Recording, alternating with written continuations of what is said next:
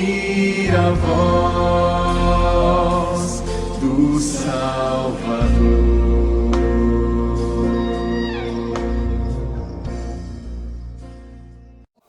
Romanos 14, versículos 7 a 9. Diz assim: porque nenhum de nós vive para si mesmo, nem morre para si. Porque se vivemos, para o Senhor vivemos. Se morremos, para o Senhor morremos. Quer pois vivamos ou morramos, somos do Senhor.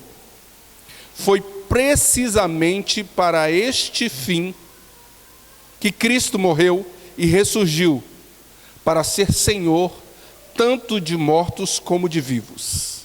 Que o Senhor nos abençoe através da meditação na sua palavra, em nome de Jesus.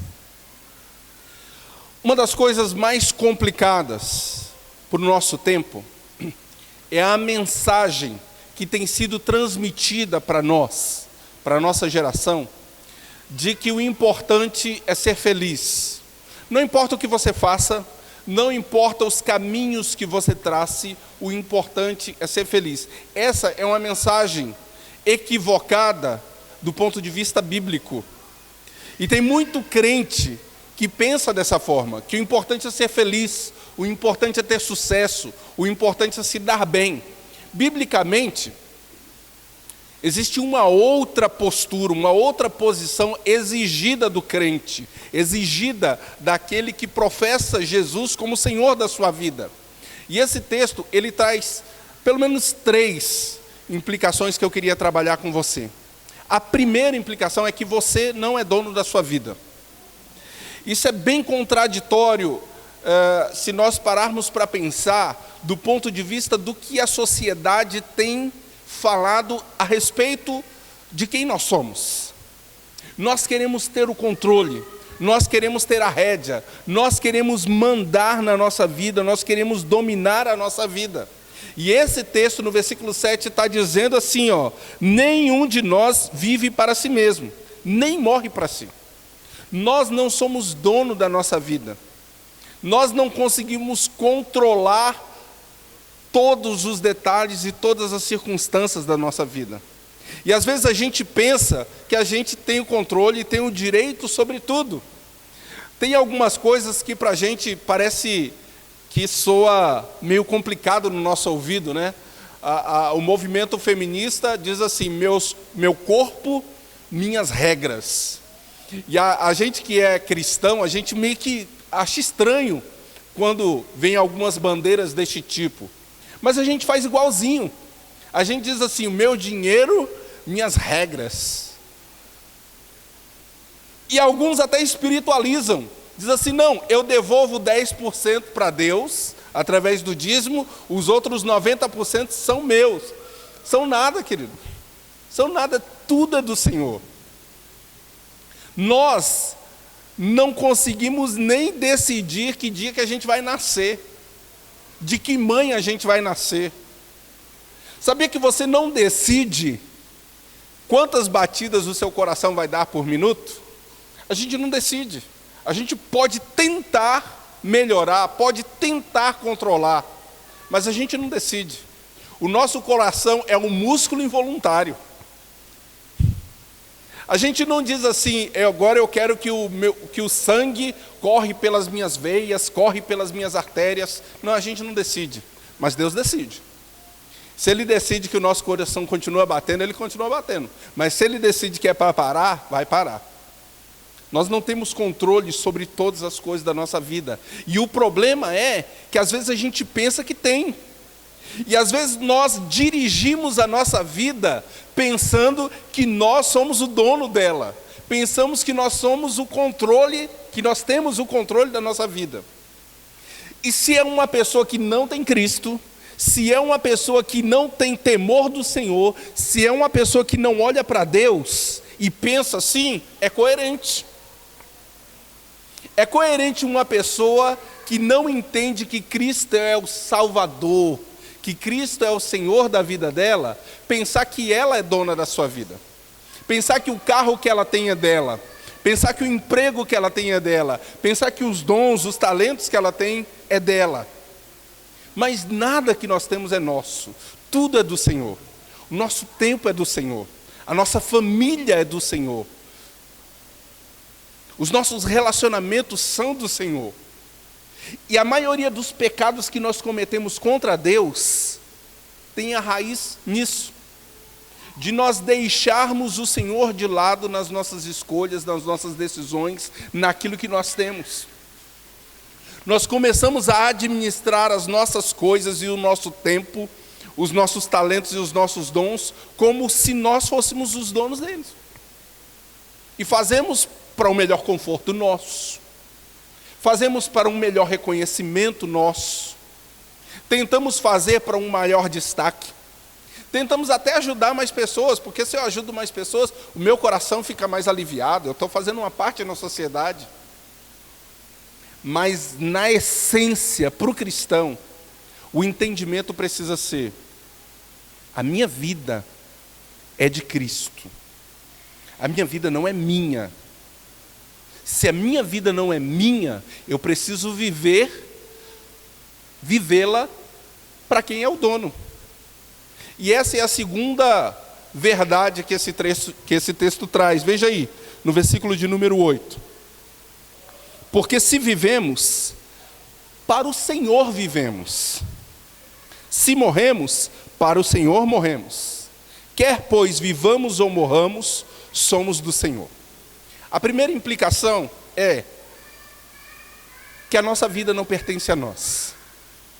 E a segunda é que ela pertence ao Senhor. Se eu sou do Senhor, se eu sou salvo pelo Senhor, se eu sou redimido pelo Senhor, a minha vida é dele.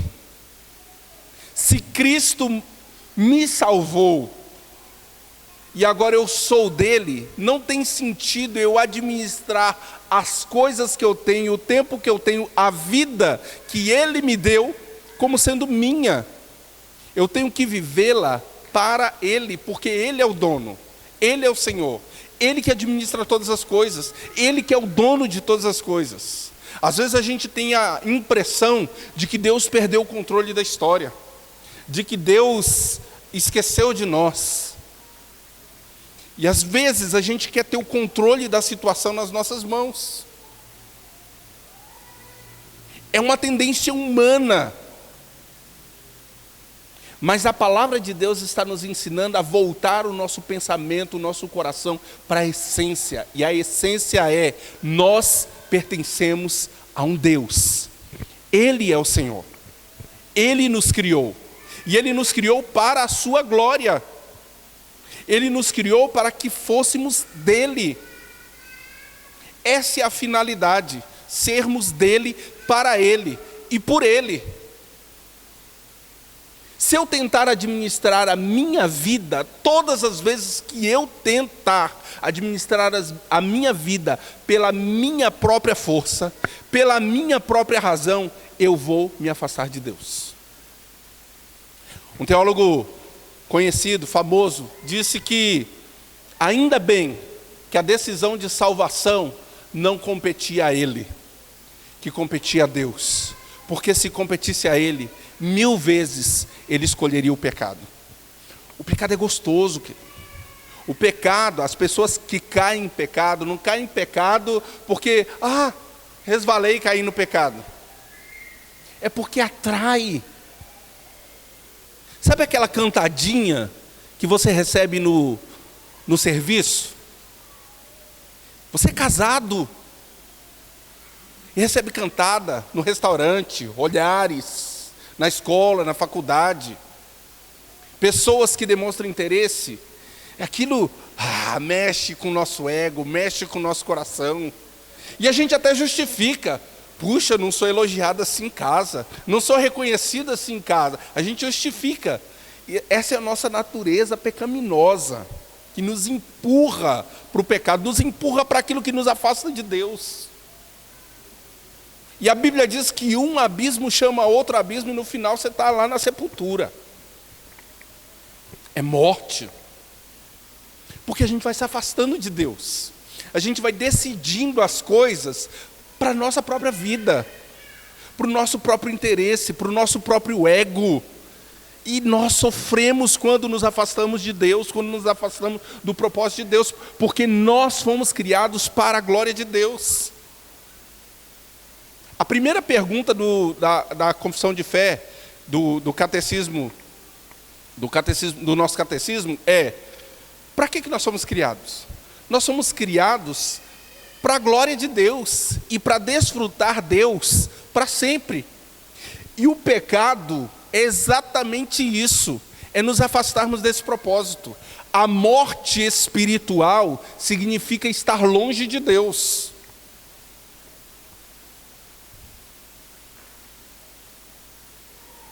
E cada vez que a gente peca, a gente tem essa sensação de que a gente está se afastando de Deus, de que a gente está virando as costas para Deus, de que nós estamos desonrando Deus. Então eu preciso parar e pensar: o meu namoro está sendo para a glória de Deus?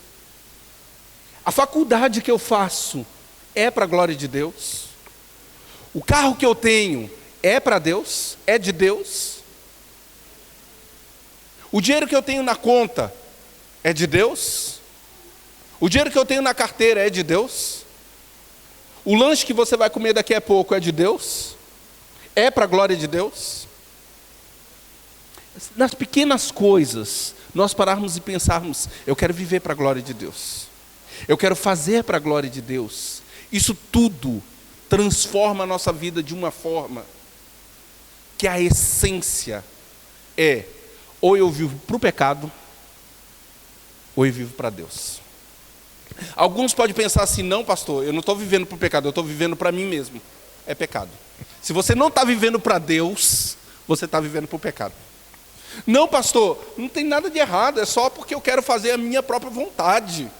Se você quer fazer a sua própria vontade, você já está se afastando essencialmente de Deus, porque a nossa natureza é pecaminosa, ela briga contra a vontade de Deus.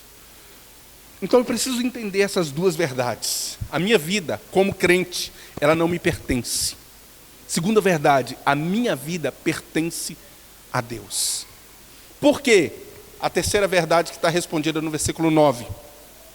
Foi precisamente para esse fim que Cristo morreu e ressurgiu, para ser Senhor, tanto de mortos como de vivos.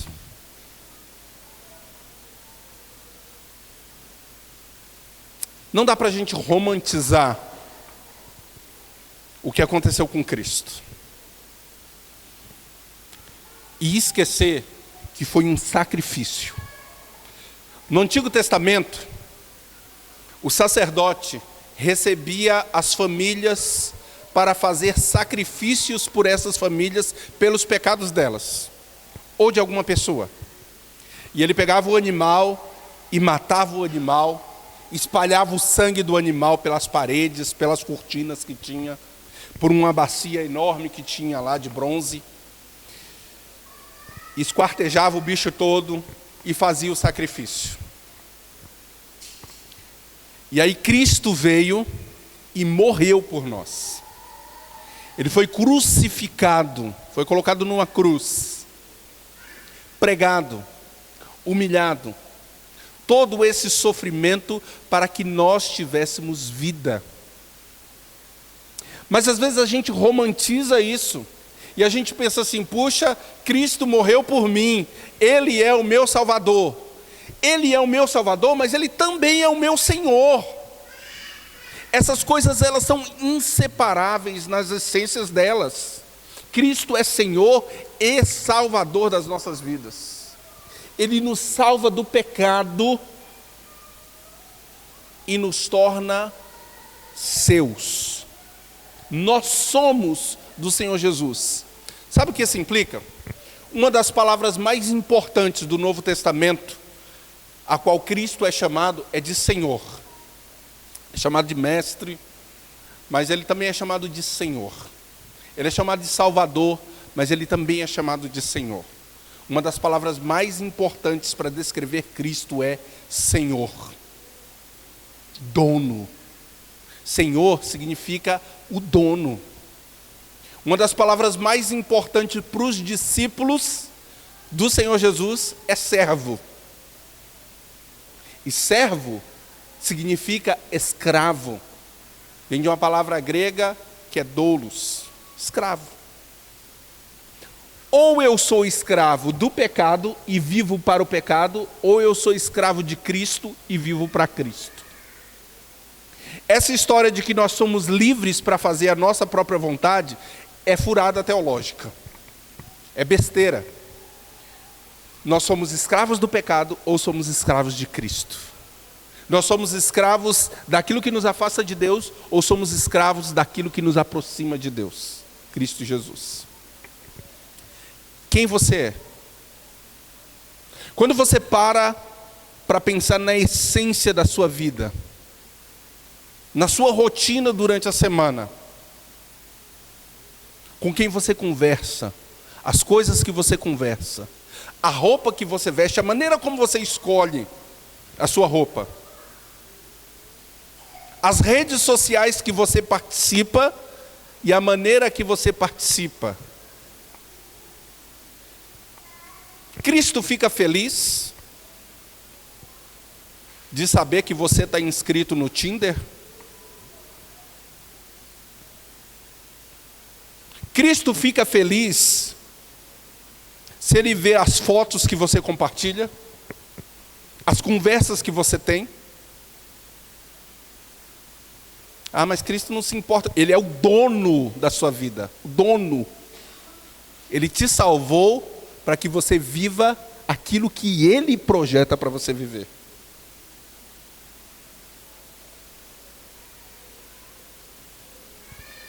Como é que está a essência da sua vida? Você já entendeu que a sua vida não te pertence?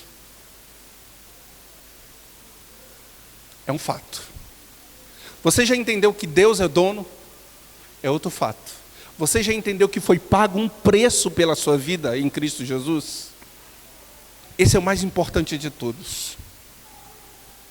Se nós entendermos que existem pessoas na política que pagam um preço para que a comunidade possa receber algum tipo de benefício, se nós entendermos que existe um líder de célula que paga um preço, que ora pela minha vida, que vai lá e organiza a célula, se eu entender que no meu trabalho tem gente que paga um preço para facilitar a minha vida, tudo isso é bom, tudo isso é importante, tudo isso é agradável. Mas entender que Cristo morreu para me tirar das trevas e me trazer de novo para a luz, é essencial. Porque eu não posso continuar vivendo a mesma coisa que eu vivia nas trevas, porque agora eu estou debaixo da luz de Deus. Eu agora sou redimido, sou restaurado, sou renovado, sou uma nova criatura em Cristo Jesus. As coisas velhas, elas precisam passar. Existe uma nova natureza, existe um novo compromisso, uma nova realidade. Eu preciso pensar nisso na maneira como eu falo com os meus filhos, na maneira como eu falo com a minha esposa. Eu preciso pensar nisso na maneira como eu invisto na minha família. Tem gente que viaja pela empresa para melhorar a sua condição de servir a empresa. E a empresa investe 2.000 de passagem, 1.000 de curso, 3, 4, 5 mil reais numa viagem que a pessoa vai lá alguns dias para melhorar a sua condição da empresa. A gente investe na família. Quando você para agora e vai comprar passagem para suas férias, você pensa para onde você vai e a maneira como você vai glorificar a Deus lá? Você para pensar assim, puxa, o que eu gostaria de fazer com a minha família para voltarmos dessas férias mais unidos, mais fortalecidos, mais crentes, mais revigorados na certeza de que nós temos um dono, nós temos um Senhor, nós temos alguém que manda na nossa família, que manda na nossa vida. Você para pensar nessas coisas? Quando você para fazer o orçamento da sua família, você entende que tudo é de Deus? Ou você pega 10%, vamos colocar mais um pouquinho aqui de oferta, né? E pronto, o resto é meu. será que é seu mesmo? Se Cristo é o Senhor, alguma coisa está errado nesse pensamento. Ah, pastor, não me cobre não, porque eu vou na escola dominical e vou no culto, eu dedico esse horário para o Senhor. E o outro horário, para quem que é? Você dedica para quem então? É muito mais o restante do horário da semana. Eu dedico 1h30 de manhã, 1h30, 1h40 aqui à noite. O restante do tempo da sua semana, para quem que você dedica? Quem é o Senhor do restante desse tempo? Nós precisamos parar e assimilar essa essência. É básico, é simples, mas dessa essência e da assimilação disso, a ramificação de postura cristã, ela pode ser para desgraça ou pode ser para bênção. As pessoas que estão ao seu redor podem ser abençoadas pela postura de você reconhecer: a minha vida não é minha, é de Deus, porque Cristo a ganhou, porque Cristo a comprou. Se você tomar essa postura, você é abençoado. Você fica seguro de saber que a sua vida está nas mãos de Deus. Catecismo de Heidelberg. A primeira pergunta é: qual é o principal conforto para a sua vida e para a sua morte? E a resposta é: o principal conforto para a minha vida e para a minha morte é saber que Deus é o dono da minha vida, porque Cristo a comprou pelo seu sangue derramado na cruz. E ninguém pode me roubar disso, ninguém pode me tirar disso. Mas eu posso viver como filho pródigo, que se afastou da casa do pai e foi viver comendo coisas no lixo. Ah, mas antes de ir para o lixo, antes de comer, de querer comer a comida dos porcos, ele festejou, ele gastou dinheiro, ele teve balada, teve isso, teve aquilo outro, mas o final é morte. Ou o final nos leva para uma vida compromissada e mais compromissada com Deus e com Cristo Jesus, ou nos leva para uma vida mais compromissada com o pecado e com a desgraça que o pecado traz para as nossas vidas. É ruim quando a gente vê o pecado escancarado e algumas famílias se desfazendo por causa de pecado. Algumas sociedades se desfazendo por causa do pecado da usura, da corrupção. É ruim. Mas existem pessoas que vão deixando coisinhas pequenininhas entrar e tomar conta da nossa vida. Eu tenho falado com o King's Kids já há 1 mês e meio mais ou menos, sobre um versículo da Bíblia que diz que as raposas grandes, quando a gente percebe que elas estão entrando na lavoura e estão destruindo a lavoura, a gente faz uma cerca e protege a lavoura. Mas e as raposinhas? Elas passam por debaixo da cerca. A gente precisa ficar atento o tempo todo. Ser cristão é isso. É entender que a minha vida não me pertence, que ela foi resgatada por Cristo Jesus e agora ela é de Deus. Então eu preciso estar atento. Eu estou vivendo para Deus ou estou vivendo para mim mesmo? Eu estou vivendo para Deus ou estou vivendo para o pecado? Eu estou vivendo como a primeira pergunta do Catecismo de Westminster. Eu estou vivendo para a glória de Deus ou para a minha própria glória? Eu estou vivendo para glorificar o Pai ou estou vivendo para aparecer? Que nós possamos descobrir a nossa essência em Deus. E que você que ainda não descobriu o seu dom, que você que ainda não descobriu o seu talento, que você que ainda não descobriu como é que você pode ser instrumento nas mãos de Deus para abençoar a sua família, para abençoar no seu trabalho, para abençoar no trânsito, para abençoar aqui no dia a dia, que você busque no Senhor. Procure ajuda, pergunte para o seu líder de célula, pergunte para mim, pergunte para o pastor Luiz, pergunte para os presbíteros. Eu quero ser instrumento nas mãos de Deus, eu quero ajudar, eu quero estar mais disposto, eu quero ser mais de Deus, eu quero entender mais qual é o projeto de Deus. Que Deus te ajude e que você viva para a honra e glória dele, em nome de Jesus. Amém?